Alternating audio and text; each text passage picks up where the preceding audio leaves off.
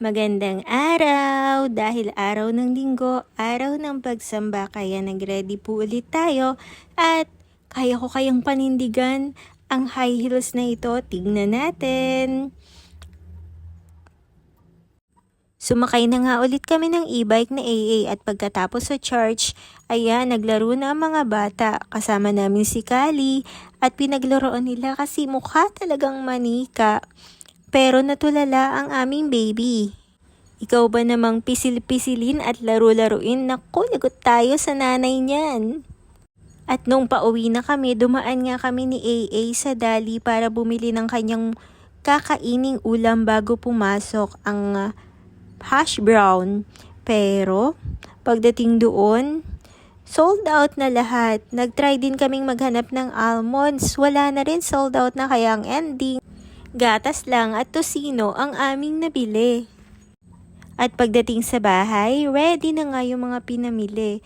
Kaya, ang ginawa ko, hinugasan ko na kaagad ang mga isda. At yung iba, i-prepare ko na, niluto ko na ang pwedeng isaing para meron na rin kaming ready-made na ulam pagdating sa hapon, pagkagaling sa work. At syempre, ang aming lunch ay ang paborito ni AA, ang tahong. Syempre, si AA mahilig talaga sa seafoods. At thank you nga pala sa nanay ko na nagpadala ng avocado. Ayan, kokonti pa lang ang hinog, kaya yun pa lang yung na-prepare namin para sa aming lunch. Pagkatapos, sinort ko na rin yung mga food ni AA na kanyang babaunin pagpasok sa school. At syempre, kailangan ready na tayo for the coming week.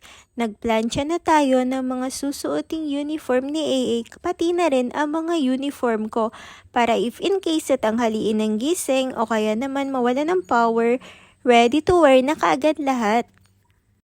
Pagkatapos ng buhay nanay, buhay guro naman. Ginawa natin ang lesson plan na tinatawag na ilaw. Pero sabi nila madali lang, bakit parang mas komplikado? Tingnan natin sa mga susunod pa, baka sa una lang. At syempre, habang gumagawa ng lesson plan, nasa segue din tayo sa paggawa ng class program. Dapat ready na tayo para sa araw ng bukas. At finally, around 6:30 PM, pinatulog ko na si AA para maaga siyang magising bukas at para meron siyang ekstrang lakas. So, yun lang for today. Maraming salamat. God bless everyone.